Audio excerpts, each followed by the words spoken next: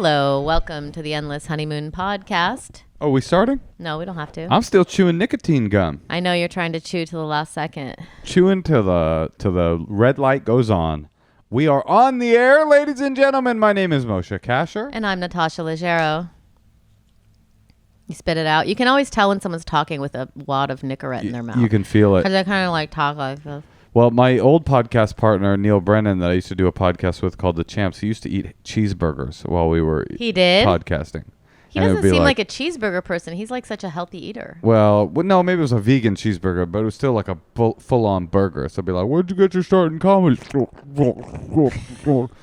Anyway, how are you? You look good. You're looking like Beyonce. Well, you know, I have a closet full of clothes upstairs that I used to wear out to my shows. So now I'm just kind of... Wearing them for me. I asked my child to pick out an outfit. Today she said, this looks cool. It does look cool. So I put it on because you know why? I had a robe on till 6. So I'll tell you what I made like. me feel much better. I'll tell you what I like. This is not an original observation, but it is very freeing to, if you're working on Zoom, it's very freeing to go to work in shorts and just like dig off. I dig off. And do you... That means don't give a fuck. That's cool. But what about the top? Nothing on top. Shorts on the bottom, nothing on the top. Sometimes some shaving cream in my chest hair. I feel like if I had a Zoom job, I would always be like 10, 15 minutes late. I'm on time all the time. You know what I like? My commute. You can't really be late, right? My commute is rolling over. That's my favorite part. I pop over. I've taken a shower. I've taken a shower 1 minute before the writer's room starts.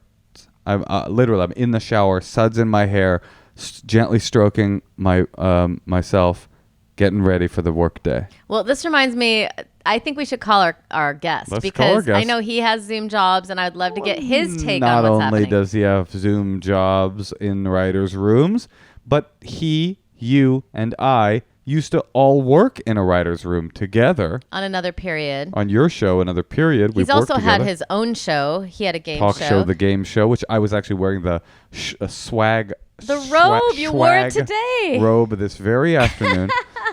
We started comedy together in San Francisco. Yeah, he's comedic definitely mind. one of the funniest people I know. You should get his book, too. Oh, he is just a brilliant comedic mind and a good person and quite a good quail chef. Oh, my God. He's an amazing chef. Ladies and gentlemen, the one and only... Guy Branum. Oh. Guy Branum. Hi, Guy. Hey, how's it going? Good. How are you? I'm doing well. I am in Yuba City, and ash is falling from the sky. Is it on fire? Yuba City is not on fire, but the mountains on either side of us are. So we're just getting the ash and the real apocalyptic hellscapes.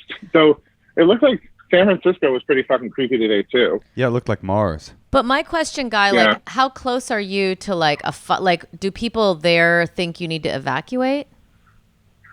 We don't need to evacuate, but my niece's boyfriend had to evacuate. They live up in the mountains, where we live down by the river. So I see. The fire's not going to get to us. Yeah, you know, there was a fire over at this place called Mammoth Pool, and there was 150 campers trapped there, and the sheriff said, you may need to jump in the pool.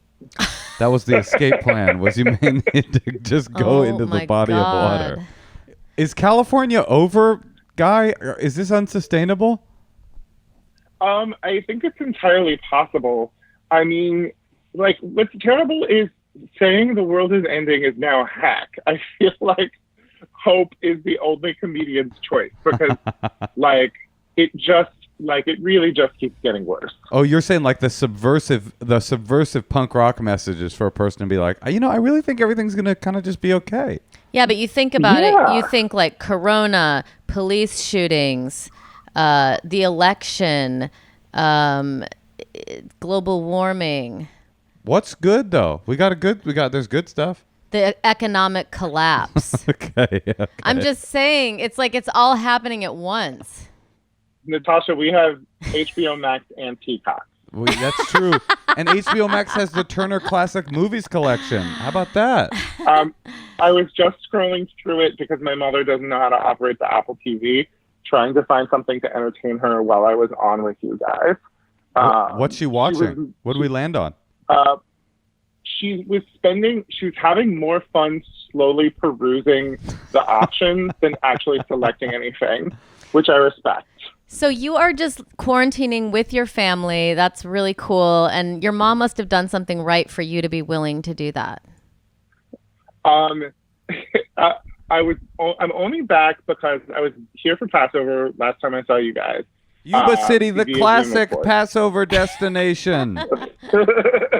But I only came back because it was my niece's birthday, and then I needed to pitch a show that is directly mocking my family.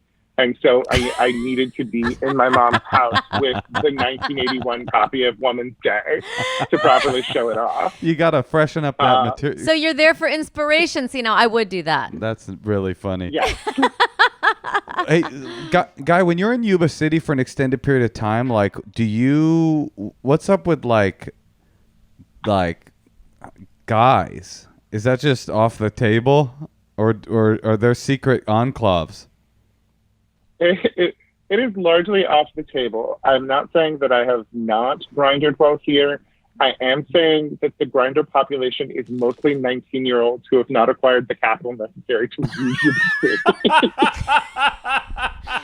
They haven't acquired the capital to leave. Yeah, it's like, yeah, right. It's like 40 19-year-olds and Farmer Tom. And you're like, Tom, I said no. No, it's very true. It's a little unfortunate. Like, I always have to be like, no.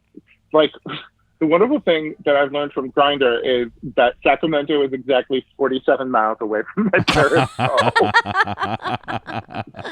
Is that doable? Hey, anything's doable. I mean, not really. I mean, I would have to be here for an extended period of time. It would take coronavirus, essentially, that I start commuting to Sacramento for that sort of thing. I can just go back to West Hollywood, which is the Grand Banks of Grindr-ing. It's you just throw out a net and your boat is full of fishes. Yeah, but wait. Pretty soon, guess who's going to pop up in your West Hollywood Grindr feed? Farmer Tom. Ooh. He's back, baby. Well, Guy, I'm glad that you're safe and that you're by a lake. Yeah. Hey, Guy, we have a gay question. Can we ask you a gay question? Sure. Okay, let's see if you're qualified to answer it, because really it's a lesbian question, and I know that you've only dabbled. We had a call last week where a caller... Okay, see how you would have handled this. A caller was in a relationship with a man, wanted to stay in the relationship with the man, loved and was attracted to the man, but was saying, I'm 99% sure I'm gay. What do I do? It's a woman. It was a woman. So I was like, my advice was, well, it sounds like you're too worried about figuring out your identity and you can just be attracted to who you're attracted to. But then I was like, She did mention the word identity a lot. Right. But then I was like, I don't know the answer to this question. Like, it felt like a young person thing more even than a queer thing. Like, is that a thing? Like, I am gay. My identity is gay, but I am in a relationship with an opposite sex person. Is that a modern thing? What do you think? I mean, it's interesting because I'm like, well, is this person bisexual? And they don't feel comfortable identifying as bisexual because we love to erase bisexuals or just paint them as attention-seeking or slutty. And me saying that only reaffirms that idea in your listening public. But I also think women are like nice and don't want to hurt people's feelings. And like, I can see this person, if she's acculturated to have opposite sex relationships like we all are, gets into a relationship with a guy who she likes. I mean, the thing is she needs to leave that guy and go be a lesbian for a while. Like, she needs to figure out all that lesbian has to offer. And I feel like this would just be slowly pulling. She wants to very slowly pull off a bandage and try to not hurt this guy.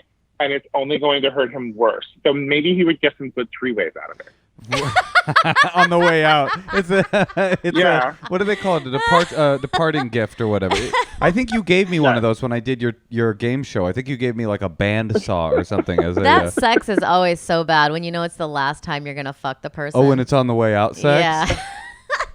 That's funny. I don't know that I had a lot of that because I didn't have a lot of sustained stuff going on. Well, it's not great. Well, maybe you and I will have some someday, and I'll be able to tell you. Guy, do you feel qualified to, at least, if you don't want to give people advice, just make fun of their problem or something? Absolutely. You can also be nice to them. That's boring. That's not good content, though, Natasha. All three of us know that. We've done a panel show. Well, I mean, I want to ask you what you think of the coronavirus, but Moshe will probably get mad at me. No, please ask away. Guy, you're one of the smartest people we collectively know. And so like, we always you're someone know. I wish I would have been talking to more in this pandemic. Like, is there anything that you've learned or thought or are looking forward to, or do you just want to skip this? I mean, I had a truly horrifying moment. First of all, that's very sweet. You guys are very kind, as always.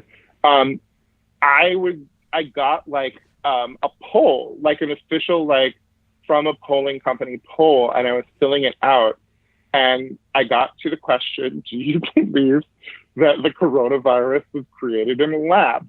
And it was a situation of like, I understand intellectually that that is a bonkers batshit conspiracy theory. And also I said yes.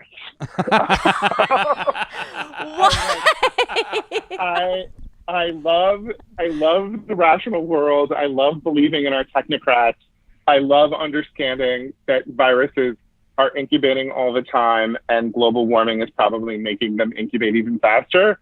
But I was like, no, it's entirely possible that this was some sort of fucked up like plot by the Chinese government to get rid of old people or to like destabilize world politics so we wouldn't notice while they stole Hong Kong.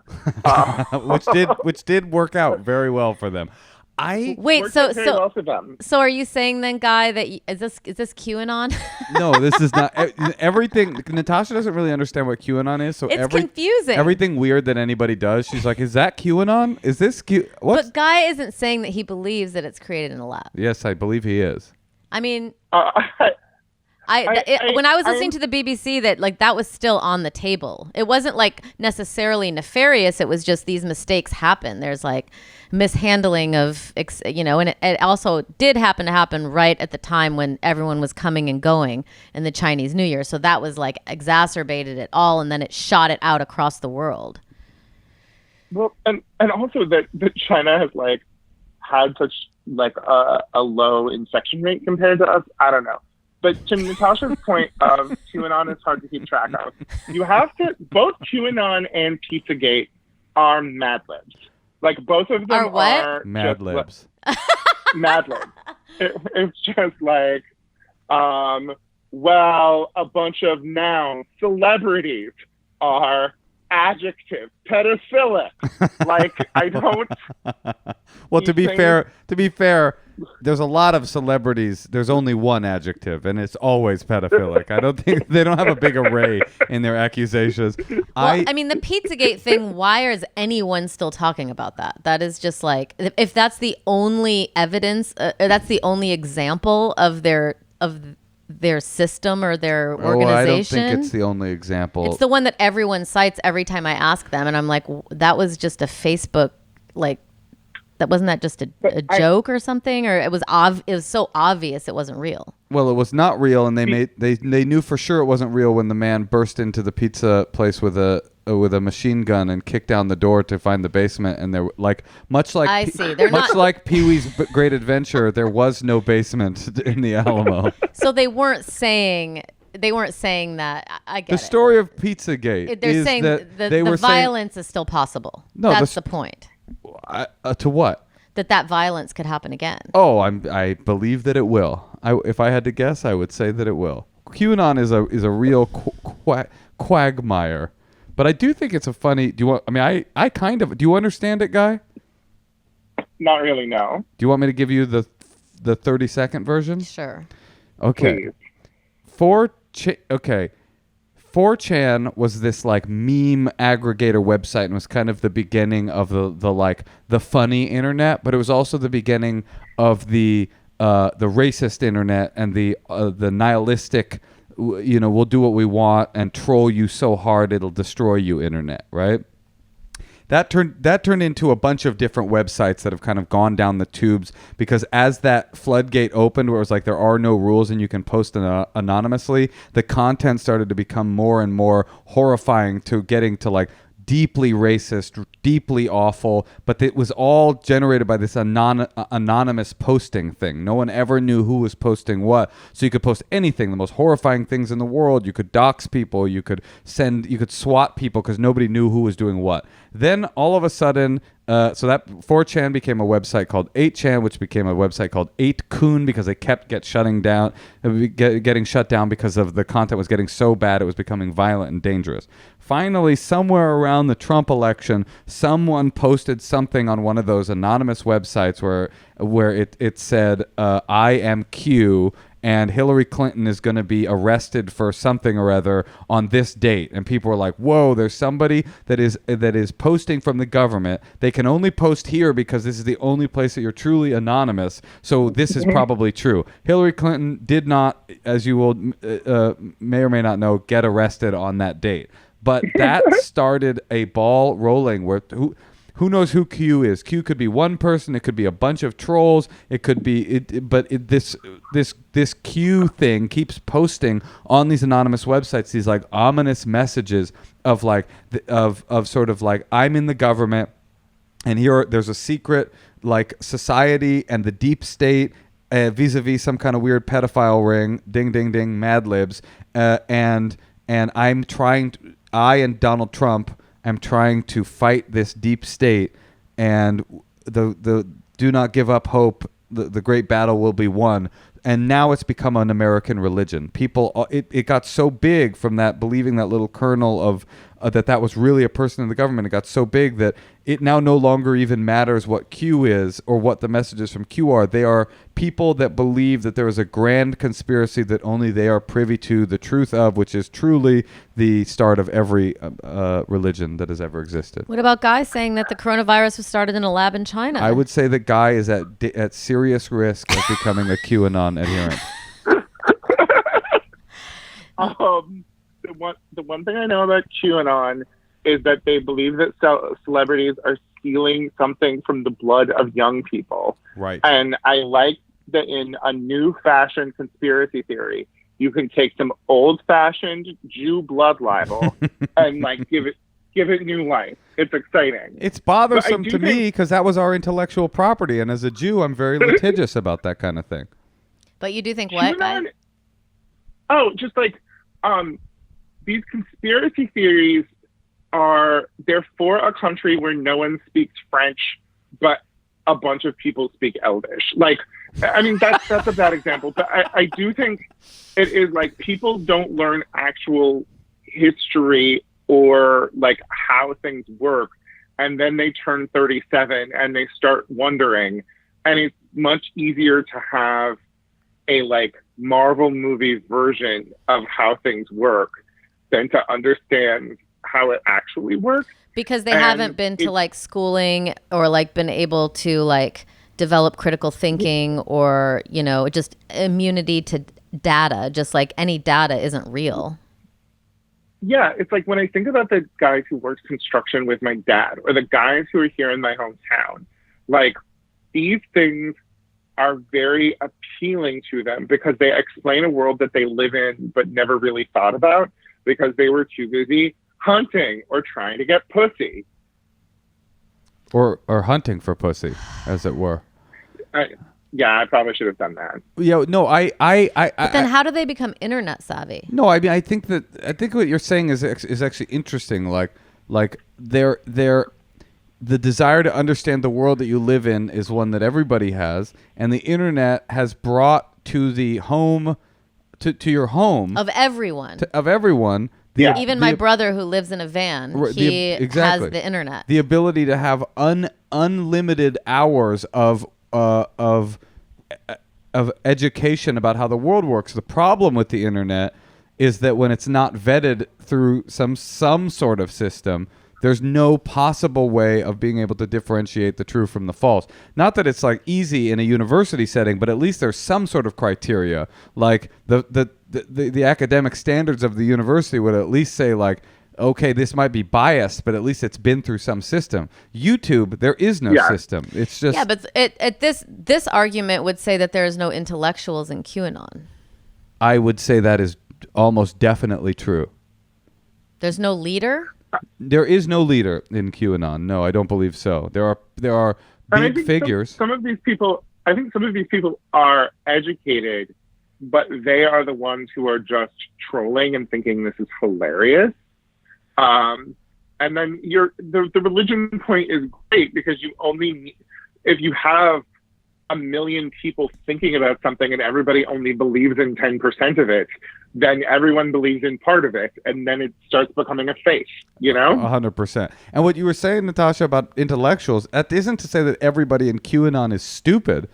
It's just that to be an intellectual means that you on some level have studied and acquired, like you were saying, critical thinking, reason, scientific kind of method, fact-checking, cite your sources. Well, I thought maybe there was like an elite strain. I don't. Like that good, like that dank QAnon. That no, I don't know either. Have we gone down a QAnon rabbit hole? Should we take a call? Yeah, let's take a call. Unless you have some parting thoughts. I have none. All right, let's take a call. The first person we're going to call is Tyler in Vancouver. Hello? Tyler? Yes. Tyler. How do you feel about QAnon? About what? Great answer. It's Moshe Kasher. And Natasha Leggero, and we're joined with our friend Guy Branum. Hi, how are you guys? Hello, Tyler. How are you? I'm doing well, thank you. Good. How's Vancouver? Good. It's all right. We're just kind of going through a couple more additional shutdowns right now. Like what's happening? They're doing restaurants now or something, or reclosing things? Yeah, we just decided to close all nightclubs because that's kind of been the biggest upswing in cases. So, and that's okay with me. Yeah. Nightclubs? Can you fucking imagine going to a nightclub right now? How do you make the decision to get to a nightclub? I couldn't tell you. That is not something I'm into doing right now. However, we have far less cases daily than you guys do. Well, okay, don't make it an international skirmish. Stop fucking bragging, okay? Tyler, Guy knows more about the history of Canada than I bet than you. I was gonna say maybe more than me too. Well, Guy, Wait, I want to know what are your top favorite things about Canada, Guy? They're obsessed with this guy with cancer who ran across the country, and he's like their national hero, and he didn't even finish running across the country because the cancer beat him, and they just love him because he tried so hard. And America would never do that. Shout out to Terry Fox. Well, you know what? Speaking of you guys do it your way, we do it our way. We also had a guy that ran across the country, and he made it. His name was Forrest Gump. Shit happens. So Tyler, what's going on? How can we help you? Well, first of all, I just want to say thanks for having me. I'm such a huge fan of the podcast. Oh, thank you. My mom just recently decided to tell my brothers and I that we have a sister, a sister we didn't know about, and it was a very dramatic kind of family blow up, and I'm kind of just trying to find out what I should do to like confirm, is this my sister? Is that real? Is my mom making this up? Just a little backstory. My parents have been divorced for a while now. It was a very long and tumultuous divorce. They can't even be in the same room as each other. But back in the day when we were kids, my parents would split up, get back together, split up, get back together a lot. They were dating people in the times that they were split up, and we had met a few of their love interests, if you will. And so this woman that my mom says my dad cheated on her with to have this baby is a woman that we are aware of and had met back in the day. So that kind of, she didn't just make up a random girl or anything. And so this girl is in her 20s now, and we're all grown up as well. And her proof, a couple of photos of this girl's Facebook, and like, look how much she looks like your dad. Look how much she looks like your dad. And she's really pretty, so yeah, she could look like me. But I think your dad was really beautiful. Well, yes, I would say so. He was a very beautiful girl. Okay, go ahead. Sorry. Go ahead, Tyler. Let me not mock your family narrative. No worries. I was trying to actually your parents were hot. They fucked around. I was trying to sort of be funnier and say that I'm the hot one, but it's okay. We can give it to them. Well, you sound hot enough, Tyler. We get it. Thanks. So yeah, we're just kind of like, this isn't enough proof. How could you like bring this up as your proof? And what if we ruin this girl's life who thinks she has a different father? And yeah, we're kind of, so like I looked this girl up on Facebook and I don't know really what to do. I don't want to like, both my brothers are like, it's not true. There's no way. My dad, he doesn't like to talk about things, but he did deny it to one of my brothers. He denied the affair, or he denied that was his daughter? He denied it was his daughter. Got it. How? He can't really deny the affair because we met this woman back when we were kids. But it's kind of like a no duh. Is it a no duh? It sounds like obvious. A jealous mom. It doesn't sound obvious. Guy, what do you think? I think that Tyler's mom sounds like a master of drama, and I really respect her. And I think his primary reason for reaching out to this girl should be to fuck with his mom. Both like dangle delicious tidbits in front of her and then not give them. Oh, that's nice. Bring the drama. It's actually literally the quintessence of the advice: save the drama for your mama. If it were that's what I. Go ahead. Sorry. I was gonna say you're bang on with the drama stuff, and I try to like limit the other drama in my life because my mom brings a lot of it. If it were me, I would stay out of it. Just don't contact this person. And if she contacts you, be like really open and nice about it. Well, no, but Tyler, let me ask you this: if you knew for sure it was your sister, how would that change things? Oh, I would absolutely not think twice about ruining her family life. I would want my sister. Oh, I see. You would, if it was your sister, you would be willing to face the blowback of blowing this person's family narrative up in order to have a relationship with her. Absolutely. Got it. Why? Because you're revealing more about you than him. I'm curious. I grew up with two brothers, and if I was denied a sister, I would be rather upset about it, and I would want a sister. So you would rather have a new sister in your 20s than be on your mom's side? What do you mean, mom's side? No, well, that is my mom's side. I mean, Natasha, let's be fair. His mom sounds like a lot. That's true. Maybe I just need some new female positivity in my life, and she just looks like a lot of fun. I mean, I just imagine like playing Barbies with her when I was little, and like being denied that is horrible. Tyler, I think I've got it. Actually, this is like the plot to a rom-com, but without the rom, because that would be weird because that's your sister, and for other reasons as well. But like, but it just sounds like what you should probably do is contact her. Don't tell her that you're her brother, possibly.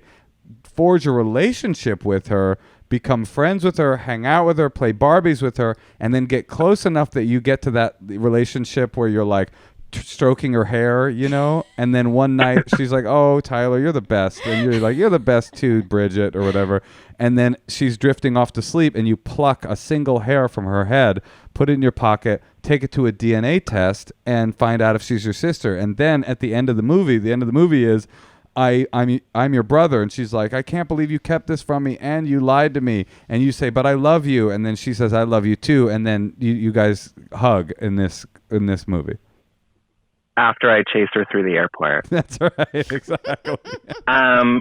Or I could go like full stakeout and just like, you know, pick up a tissue that she dropped on the ground, right? Is that weirder? That's creepier, yeah, because you didn't. Okay. Yeah, that's just police work. Tyler, am I correct in ascertaining that you are a homosexual man? Yes. All right, so you're not unfamiliar with the use of apps. Let's say that there was a Grindr and or a Hinge for finding members of your secret family. You would 100% use that, right? Yes. 23andMe is essentially just Grindr for secret families. What you need to do, without even like getting up all up in her shit, you just need to 23andMe. And then if Bridget, let's call her Bridget, like thinks that she might have a secret family, she's going to 23andMe too, and then you're going to have somebody show up as your cousin or half-sister, and you're going to be like, bingo, and then you guys can start the relationship. You know, that takes the pressure off of having to stalk her or do police work. But I do think the other thing to consider is that, like, who does she think her dad is, and does that dad think he is her dad? Because that's also something I would be worried about. Right. Well, yeah. I did some digging there too, and yeah, it appears that, I mean, I don't know what he thinks, but it looks that she thinks that's her dad. Oh, so it would really blow up her life to find this information out. By the way, Guy, I love that you had to, in order for Tyler to be able to wrap his mind around the concept of 23andMe, you had to translate it into homosexual app speak. Like, first of all, let me just start. Are you gay? Yeah, okay. So, as you may know, there are apps for gay men. Yes, I'm aware. Okay, there are other apps that are not exclusively for gay men. Okay, really? Yes. I hate when they say that they found a relative for me. Oh, really? That's a bummer to me. I actually just did 23andMe. Wait, what were you going to say, Guy? Oh, I mean, the thing is, Tyler is Canadian, and doing 23andMe for most Canadians is just finding out that you are 98% Scottish and 2% Irish. How white are you, Tyler? Okay, Tyler. Actually, a lot whiter than I thought I was going to be. But wait, yeah. he just did 23andMe, Tyler. So what is it? Yeah, what happened? What'd you learn? Well, I mean, if she hasn't done it, then it really isn't going to tell me anything. Or even if she has done it, it would not say she's not your sister. Wait. So what if you said? Yep. What if you said to her? What if you Facebook message her and say, "I think I might be a long lost cousin. I'm adopted, and I'm trying to get to the bottom of my family roots. Are you on 23?" No, this won't work. Well, I think what about this? Okay, Tyler. What if I reach out to her mom? Because her mom's the only one who knows the truth. Okay.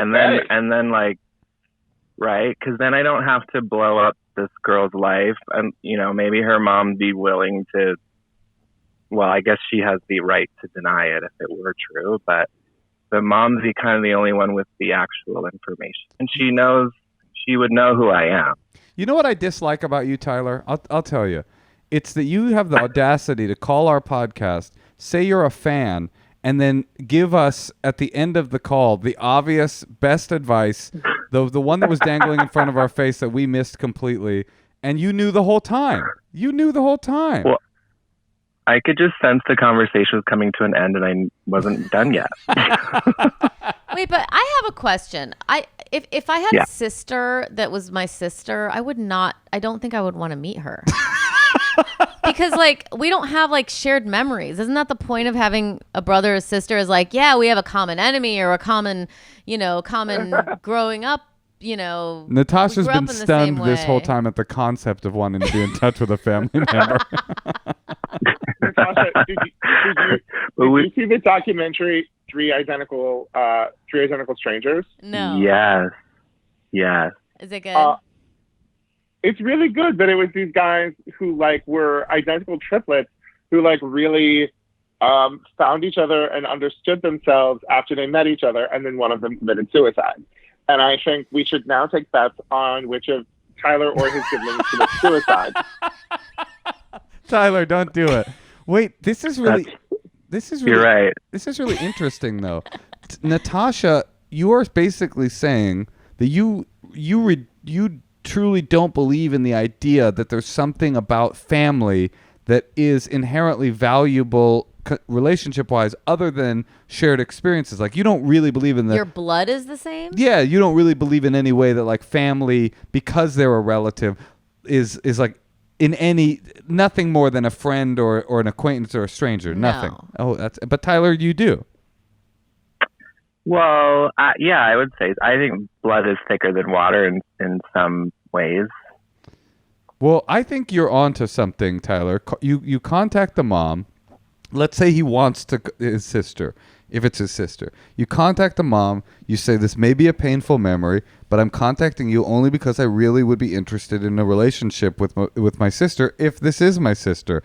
So as awkward as this is, do you think I'm related to this person? How bad do you think it would be if I contacted them and started a dialogue on that way? She could then also say, she might surprise you and say, yes, it's your sister, but if you were to contact her, it would absolutely ruin her life and she would never recover from it. And you wouldn't want to treat your sister like that, would you? I mean, or Barbie's worth it? No.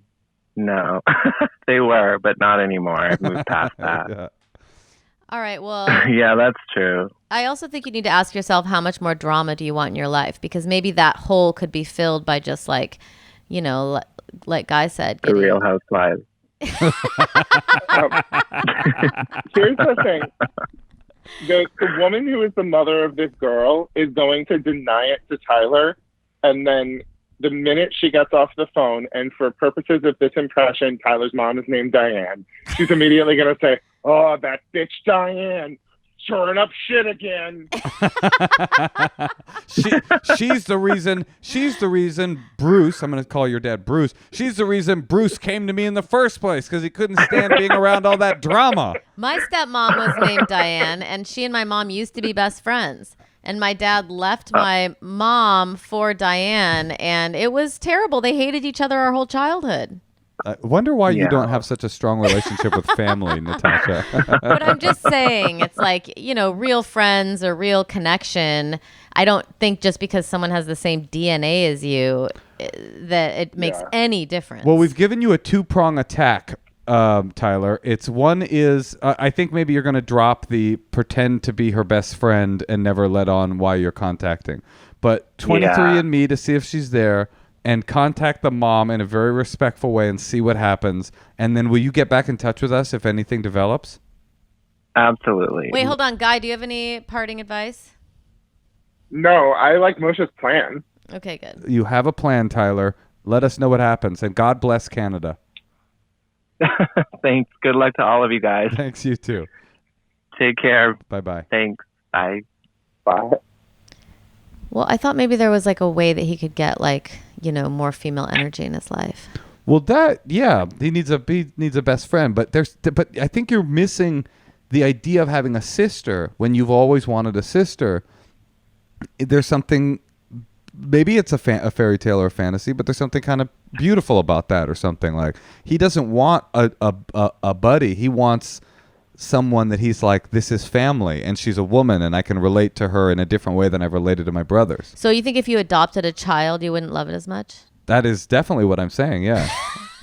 No, I think the thing is I like Natasha's refutation of biological determinism. I think I come down a whole lot closer to her. But I think Moshe, like, probably the fact that, do both of your parents have genetic hearing loss within their families? Yes. I mean, that probably would just influence my understanding of shit like being related in a very deep way. Because it's so binary. Just like, yes, Yeah, like people fucking inherit shit that impacts how they lead their lives. Right. I mean, by the way, Tay-Sachs, hearing loss.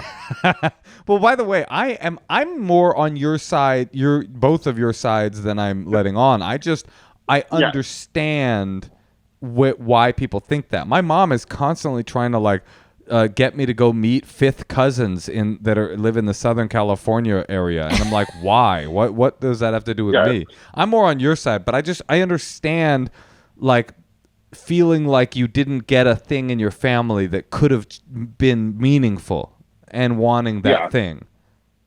I mean, yeah, I'd like to have been on a yacht in every country. I don't know. It just feels like Natasha, yes. you know how close I have been with like Heather McDonald and Karen Kilgariff. And like, it took me forever to realize that I was just trying to have a relationship with my sister through these other brunette women who were 5 years older than me. So I think that's a much better way. I should have told Tyler that. Is find a lady comedian who's the right age. Make her your non-crazy sister. Totally. Two of the great podcasters of our time, too. The Juicy Scoop and My Favorite Murder. Guy, would you like to... what do you think? Let's secrets? Yeah, maybe we could hear a few secrets and he can just comment on them. Yeah, we have a secrets hotline where our listeners call in and they leave their deep, dark secrets, and then we just listen to them and then we riff on them. You want to hear a few? Wonderful. Our producer looks stressed. Did you see a mouse? Ew. Wait, why did you say that? Why did you bring that up, Laura? Laura. There's a mouse. You guys have a mouse in the house? No, we're not trying to catch. There's a mouse in the house, Guy, and I saw it last night while we were recording, and I didn't at the very beginning. I didn't tell Natasha. I hate mice. And now our producer just stopped us down so that she could let the host of the podcast know that her greatest fear has come true. Would Cutie allow a cat in the house? Oh, cat. I was like, why don't any of these fucking dogs go after the mouse? Right, it's cats. Dogs don't. Yeah. I'm allergic. You're allergic. Yeah. Can we get a hairless one? A hairless cat? I've always wanted a hairless cat. Those things are disgusting. Oh, Guy, you of all people have a hairless dog. You open-minded man in every aspect of your life. You would dare judge. Can we just like focus for a second? No, we can't. What are we going to do about this mouse? I have this peppermint spray. Should I spray it behind the couch? I mean, just let the mouse be and let's keep podcasting. Actually, all this is staying in the podcast. Guy, do you have any tips? Like, is there anything I can do? Do you have any tips for rodent destruction, Guy? You're from Yuba City. My only tip for rodent destruction is owning like a large band of feral cats that live in your backyard and are supposed to kill them. Is that literally the situation at your house? It's 100% the situation at my house. Love that. Wait, so mice will get in and then the cats just, what do? They eat it and then spit out the carcass? Yeah. Yeah, I mean, the thing is, it's like, mice and rats don't make it into the house. There's like an orchard. So if we didn't have a large band of feral cats, when we have it, the house is just full of rats and ground squirrels. But then if you have a large population of cats, there are no rats inside because they've all been eaten on their way in. Maybe I don't like the country. Natasha,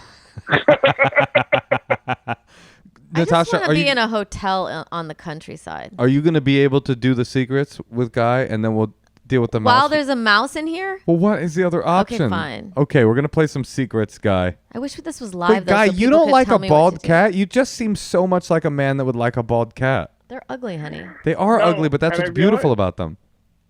I realize I'm bald myself, but I think I bring other things to the table. That is true. That's really all they have going on.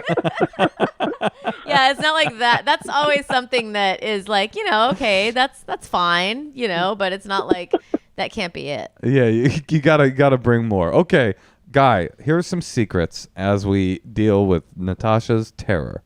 Oh my God, I hope I don't see it. It's really cute. I saw it last night. It's actually really cute. We have a person coming tomorrow. Hey Natasha, here's my it's just secret. To me. So I'm an online tutor, and one of the kids I was tutoring, had an earthquake happen. And I gave her the advice to run outside right away because I panicked and I don't know what to do during earthquakes. And that is not the advice at all. And when she hopped back on and told me, I felt kind of bad. But my first thought was we wouldn't have lost that much because she was so stupid. Bye. What? So his secret is just like a bad thought. His secret is like, I'm a bad guy, I guess. Also, I think that's very good advice. It's not. If you're inside, stay inside. If you're outside, stay outside. That's the classic. I see that you didn't go to public schools in the Bay Area, Guy. If you're indoors, stay indoors. If you're outdoors, stay outdoors. That's what they say. Dude, when I was in Oakland, obviously, for the Loma Prieta 94 earthquake. Oh, I think it was 94. 92? Anyway, whatever. My grandmother... Natasha, you have to just focus for the... Guy, if you could see Natasha's face, she is not here right now. She is definitely thinking only about mice. Do you need to stop? No, say your story. I'm listening. It's a podcast. It's not on Zoom. Okay, well, it's actually on... There's a 3-camera shoot here right now.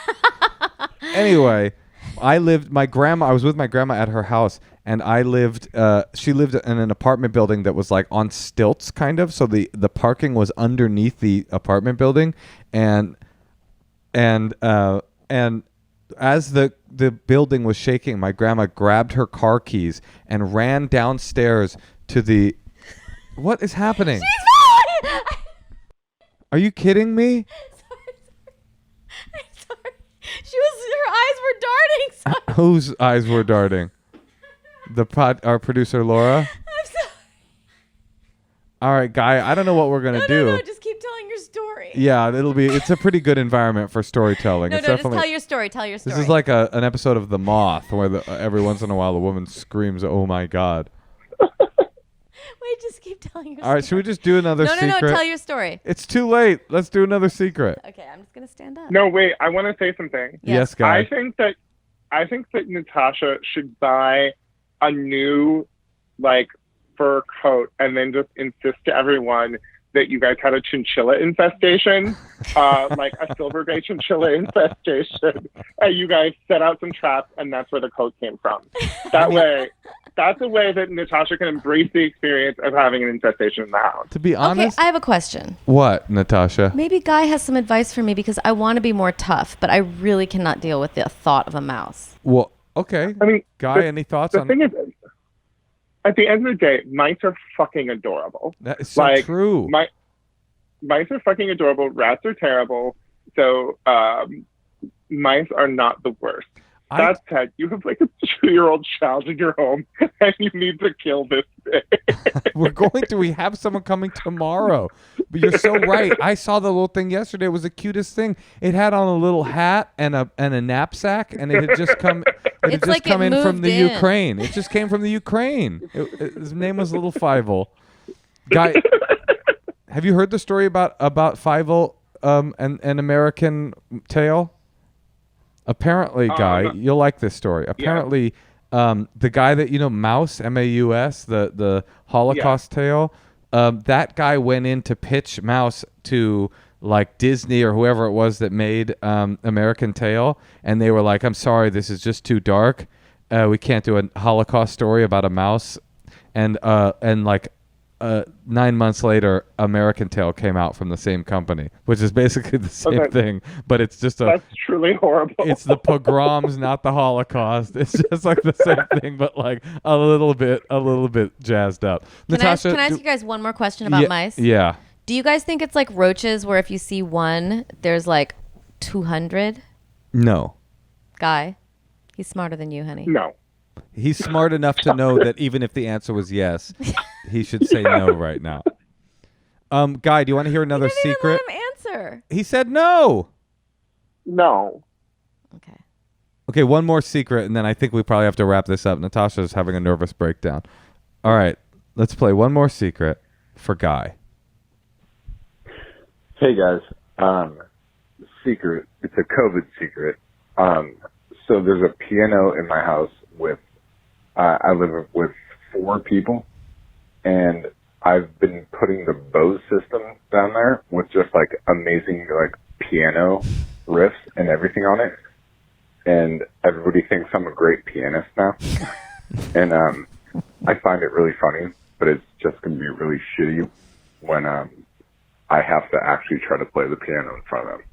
So yeah, that's my secret. Bye. So this guy's pretending to be a good pianist? I think he should just learn the G chord or something. Guy, what do you think? I have been Duolingoing French very hard during quarantine, and I think it's everyone's obligation to learn a skill. Like, all of us need to come out of this with something. You guys are raising your daughter. I don't know if you say her name on things. Yeah, but, like, that's enough work for you guys to do. But this guy, like Natasha's saying, he can fucking learn to play chopsticks or something. Oh, I have a question. Have you learned any skill, Guy, this quarantine? He just said he learned French, honey. Oh, you really truly learned it. Well, maybe there was something else. I think you got mouse brain. I've been doing it very hard, but then finally, eventually, I got a tutor online. And so now every Tuesday morning, would you like to know how I selected the tutor? I found the hottest person who was available at the time that I needed. And his name is Jean-Guillaume, and he used to play professional soccer, and I love him. Oh, nothing on earth sounds hotter than fucking your French tutor. I mean that. Also the fact that we can learn French via Zoom, that sounds awesome. You don't have to drive to like Pasadena City College or something. Is that what you do? Do you Zoom with Jean-Pierre or whatever his name is? Yes, I Zoom every Tuesday morning at 9, and he spends most of it just making me say the sound "ooh" and then telling me that I'm doing it wrong. But it's really valuable. I love it. Yes. Well, Guy, I think maybe we should wrap this up, even though I would love to keep talking. Natasha is standing on the couch right now, and is very, very upset. I just don't know, like, I just don't want it to, like, scuttle across me. They don't approach you because they're scared of you. Because you're like, imagine. But they're so dumb that they don't know. They don't run on your feet. I think. Well, let's go after the podcast wraps up. Let's go find him, and I'll show him to you and dangle him in front of your face, and you can eat him like Farley Mowat. I don't know who that is, honey. Guy. He's Canada's greatest nature writer. Let's get Tyler back on the phone. Guy, we miss you terribly, and we can't wait to see you whenever people see each other again. I miss you guys a lot. Let's hope this is all over in time for your guys' Hanukkah party. Amen. I love that. All right, Guy. Thank you. Thank you for joining us. Take care. Okay, bye-bye. Bye-bye. Well, Tosh, it's been a rough one, but we got a podcast done. We talked to a friend we love, and we will have someone come here tomorrow and humanely catch this mouse and bring it to a forest nearby. Okay. And even though you are standing on the couch in truly paralyzed by terror, nonetheless, I love you. I love you too.